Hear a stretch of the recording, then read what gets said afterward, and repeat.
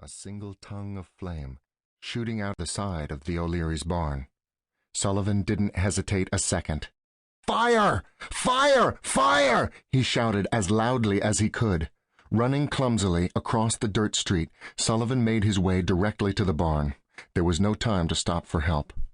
The building was already burning fiercely, and he knew that in addition to 5 cows, the O'Learys had a calf and a horse in there.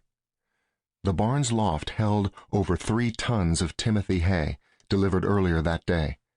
Flames from the burning hay pushed against the roof and beams, almost as if they were struggling to break free. A shower of burning embers greeted Sullivan as he entered the building. He untied the ropes of 2 cows, but the frightened animals did not move. On the other side of the barn, another cow and the horse were tied to the wall, straining to get loose. Sullivan took a step toward them, then realized that the fire had gotten around behind him and might cut off any chance of escape in a matter of seconds. The heat was fiercely intense and blinding, and in his rush to flee, Sullivan slipped on the uneven floorboards and fell with a thud. He struggled to get up, and, as he did, Sullivan discovered that his wooden leg had gotten stuck between 2 boards and come off. Instead of panicking, he began hopping toward where he thought the door was. Luck was with him. He had gone a few feet when the O'Leary's calf bumped into him, and Sullivan was able to throw his arms around its neck. Together, man and calf managed to find the door and safety, both frightened, both badly singed.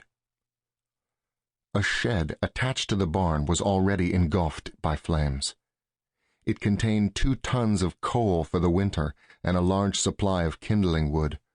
Fire ran along the dry grass and leaves and took hold of a neighbor's fence.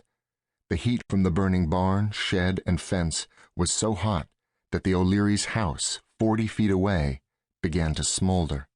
Neighbors rushed from their homes, many carrying buckets or pots of water. The sound of music and merrymaking stopped abruptly, replaced by the shout of, "Fire! Fire! Fire!" It would be a warning cry heard thousands of times during the next 31 hours.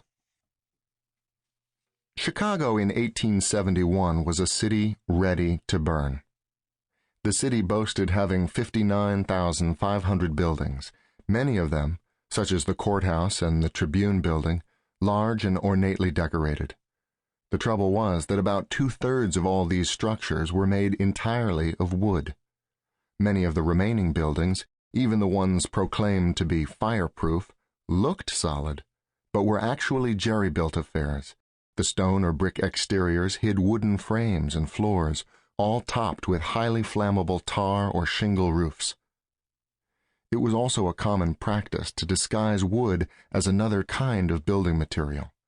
The fancy exterior decorations on just about every building were carved from wood, then painted to look like stone or marble.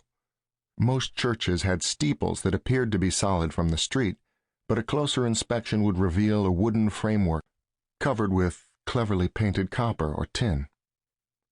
The situation was worst in the middle class and poorer districts.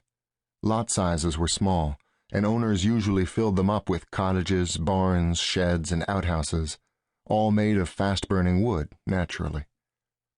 Because both Patrick and Catherine O'Leary worked, they were able to put a large addition on their cottage despite a lot size of just 25 by 100 feet. Interspersed in these residential areas were a variety of businesses: paint factories, lumber yards, distilleries, gasworks, mills, furniture manufacturers, warehouses, and coal distributors. Wealthier districts were by no means free of fire hazards. Stately stone and brick homes had wood interiors and stood side by side with smaller wood frame houses. Wooden stables and other storage buildings were common, and trees lined the streets and filled the yards. The links between richer and poorer sections went beyond the materials used for construction or the way buildings were crammed together. Chicago had been built largely on soggy marshland that flooded every time it rained. As the years passed and the town developed, a quick solution to the water and mud problem was needed. The answer was to make the roads and sidewalks out of wood and elevate them above the waterline, in some places by several feet.